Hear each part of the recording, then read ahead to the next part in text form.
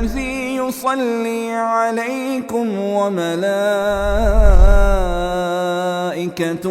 ليخرجكم من الظلمات إلى النور. پاکستان کے first minister for social and economic and religious reforms Muhammad Asad تھے. Muhammad Asad was basically a Jew. والد کرسچن، والدہ جیو. 24 سال کی عمر میں یہ نوجوان مسلمان ہوا. Astro Hungarian, he was from Austria. اور وہ انہوں نے اپنے واقعہ بیان کیا کہ میں کیسے مسلمان ہوا تھا. اس واقعے سے اور ایک اور واقعہ، ایک اور فیمس کنورٹڈ مسلمان ہے، دونوں کا تقریباً ایک ہی قسم کا واقعہ ہے. اور واقعہ کیا ہے کہ ایک دن ایک مسلمان دوست ٹیبل پہ سامنے بیٹھا ہوا تھا. اس نے ایک سوال کیا. انہوں نے کہا جی عیسیٰ علیہ السلام رب ہے؟ کہ yes is God. Jesus is God? Yes is God. تھوڑی دیر بعد کہتے 2-4 نوالے لینے کے بعد اس نے میرے سے سوال کیا جیزس از ڈیڈ؟ عیسیٰ فوت ہو چکے ہیں؟ یہاں فوت ہو چکے. کہتا اس نے پھر کھانا کھانا اسٹارٹ کر دیا. کچھ نہیں کہا مجھے. کہتے 2-4 نوالے لینے کے بعد اس نے تیسرا سوال کیا. کہتے وہ بس میری طرف دیکھ رہا تھا اور ایسے سارے لاتا. کہتا تھا وہ کہ God is dead, God is dead. I don't know God is dead. اس کے منہ سے پہلے گلوایا کہ عیسیٰ خدا ہے، جو بلیف تھا اس کا. پھر اس کے منہ سے گلوایا جو اس کا بلیف تھا کہ عیسیٰ فوت ہو چکا ہے، فوت ہو چکے ہیں. اور پھر وہ تیسرا جو ان کا 2+2=4. کہتے پہلی دفعہ میں نے ان دو چیزوں کو اکٹھے سنا اور اکٹھے سوچا کہ عیسیٰ رب ہے اور عیسیٰ فوت ہو چکا ہے. اور پھر اس نے مجھے کہا کہ رب تو فوت ہو چکا ہے. I never thought of it کہ how could God die.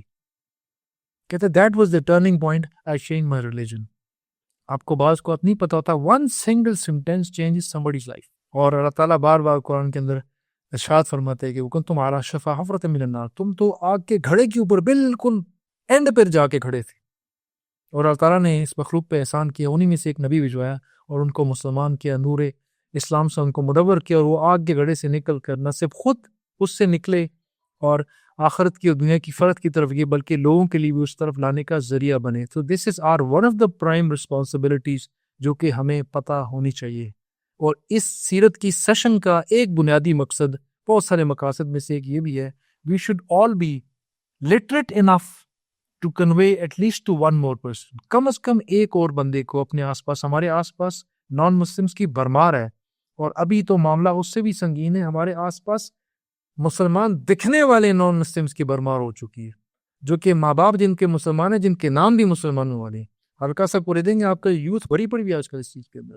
They are going towards atheism because of so many things in the media and so many things in their society. جو کہ صبح گھر سے مسلمانوں کے گھر سے نکلتا ہے، لیکن سارا دن جس کا آس پاس جن لوگوں کے ساتھ گزر رہا ہے وہاں سے کچھ اور ہی لے کے آ رہا ہے، اس سے ہم سب کا واسطہ پڑ رہا ہے. کچھ کو اس چیز کا زیادہ احساس ہوگا، کچھ کو شاید احساس کم ہے، لیکن آپ کو یہ چیز پتہ ہونا چاہیے. اور اس میں آپ کو سب سے پہلے اپنے بچوں کا خیال کریں کہ آپ کے بچوں سے بار بار اس قسم کے سوالات کر کے چیک کریں اس کا بلیف کیا چل رہا ہے. ذرا سا بھی شاکنگ قسم کا جواب آئے تو الرٹ ہو جائیں. سب سے پہلے ذمہ داری آپ کے اپنے بچے کی ہے. آج کل بہت سارے یوتھ ہماری اس تھاٹ لائن کے اوپر جاری، جس کے وجوہات بہت زیادہ ہیں، وہ ہم بعد میں انشاءاللہ کہیں ڈیٹیل میں تذکرہ اس کا انشاءاللہ ہوگا، بار بار ہوگا، لیکن اس کے مقام پہ ہوگا. فی الحال ہم دوبارہ اسی ٹاپک میں اسی ٹائم لائن کے اوپر آتے ہیں، اور وہ کیا تھا؟ انسانیت کی تخلیق اور نبی اکرم صلی اللہ علیہ وسلم کے نسب کا تذکرہ. کل پرسوں میں نے تذکرہ کیا تھا، اسی کو میں دوبارہ دہراؤں گا. ہمارے ذہنوں میں ہونا چاہیے، ہمارے ذہن پہ ازبر ہوے سے ہم سب کو ہونا چاہیے کہ نبی صلی اللہ علیہ وسلم کا نسب مبارک کیا ہے. اور this is the first thing that we all should know. اور اس میں کسی قسم کا ہمیں تردد نہیں ہونا چاہیے. نبی صلی اللہ علیہ وسلم سے لے کر اسماعیل علیہ السلام کی اولاد میں سے ایک عدنان، جو کہ ان کی تقریباً 1800 سال کا ڈفرنس دینے میں بنتا ہے. عدنان کے بعد اسماعیل علیہ السلام کا ٹائم از 1800 years ڈفرنس. اتنا درمیان میں ڈفرنس بنتا ہے. اس ڈفرنس تک کے درمیان کا سلسلہ موجود نہیں ہے، مورخین کے پاس بھی نہیں، محدثین کے پاس بھی نہیں ہے. عدنان سے لے کر نبی صلی اللہ علیہ وسلم تک موجود ہے، اور اسماعیل سے لے کر اوپر تک پھر سارے کا سارا موجود ہے. اور اس میں زیادہ تورات وغیرہ سے ریسورسز دیے جاتے ہیں اور ان کو کنفرم وہاں سے کیا جاتا ہے. نبی صلی اللہ علیہ وسلم کا شجر مبارک کہاں سے سٹارٹ ہوتا ہے؟ جب ان سے سٹارٹ کرتے ہیں تو ہمیں اس کا پتہ ہونا چاہیے. محمد صلی اللہ علیہ وسلم بن عبداللہ بن عبد المطلب بن ہاشم بن عبد مناف بن قصی بن کلاب بن مرہ بن کعب بن لبی بن غالب بن فار بن مالک بن نظر بن کنانہ بن خزیمہ بن مدرکہ بن الیاس بن نظر بن نزار بن معد بن Adnan. That's total. It doesn't take more than 20 seconds. اتنا آپ کو رٹا ہونا چاہیے، جس طرح میں بہت ساری دنیا کی خرافات ہمیں رٹی ہوئی ہیں، یہ آپ کو یاد ہونا چاہیے. اس میں درمیان میں ایک جگہ پہ میں نے ایک نام بولا تھا نظر بن کنانا. قریش کے نبی صلی اللہ علیہ وسلم کی پورے شجر نسب میں کہیں بھی آپ کو قریش کا لفظ نظر نہیں آتا، حالانکہ وہ قریشی کہلاتے ہیں. وائی؟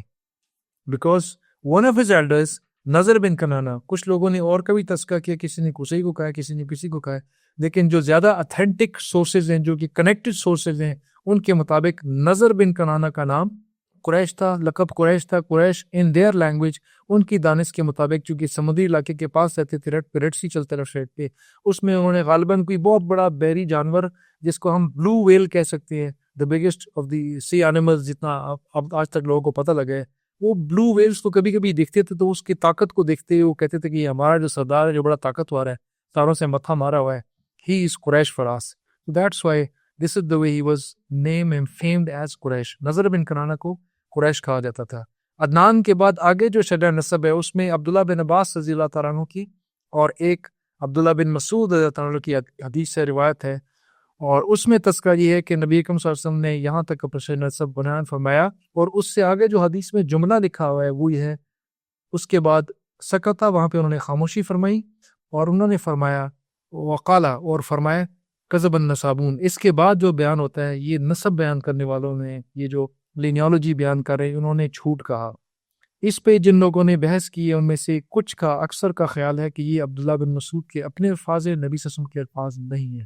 جو لوگ سمجھتے ہیں کہ نبی صلی اللہ علیہ وسلم کے اپنے الفاظ ہیں وہ اس سے آگے بیان نہیں کرتے، اور جو سمجھتے ہیں کہ عبداللہ بن مسعود کے اپنے الفاظ سے نبی صلی اللہ علیہ وسلم کے الفاظ نہیں ہیں، کہ اس سے آگے کا جو نسب ہے وہ جھوٹا ہے اور یہ نسب بتانے والے جھوٹے ہیں، وہ لوگ نبی صلی اللہ علیہ وسلم کا عدنان سے آگے اسماعیل تک کا نسب بھی بیان کرتے ہیں. اسی وجہ سے آپ کو سیرت کی کتابوں کے اندر دونوں لائنز نظر آتی ہیں، کہیں پہ یہاں پہ بریک لگ جاتی ہے، کہیں پہ انہوں نے پوری لڑی بیان کی ہوئی ہے. بہرحال اس سے اگر آپ آگے جاتے ہیں تو آپ کو پورا شجر نسب کو آپ کو نظر آ جاتا ہے.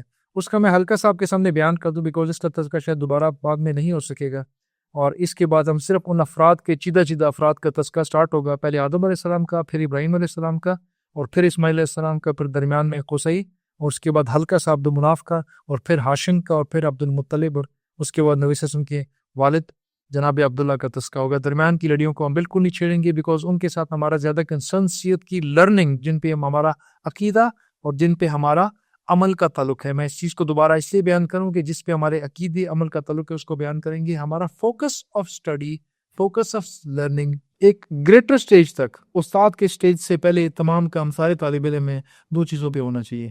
جس چیز سے آپ کے عقیدے کا، آپ کے بلیف کا تعلق ہے، اس کو پڑھیں، اس کو قرینیں، اس کو یاد رکھیں، اور جس چیز کے ساتھ آپ کے عمل کا تعلق ہے اس کو قرینیں، اس کو یاد رکھیں، اس کے اوپر عمل کریں، اور رائٹ لیفٹ کی چیزوں میں اپنا ٹائم ضائع مت کریں. تابوت سکینہ کے اندر کیا تھا؟ دس از ناٹ مائی کنسرن. میں نے نہ کسی کو جواب دینا، نہ کسی کو اکٹھے کر کے دینا، نہ میری پینٹنگ بنا کے دینی.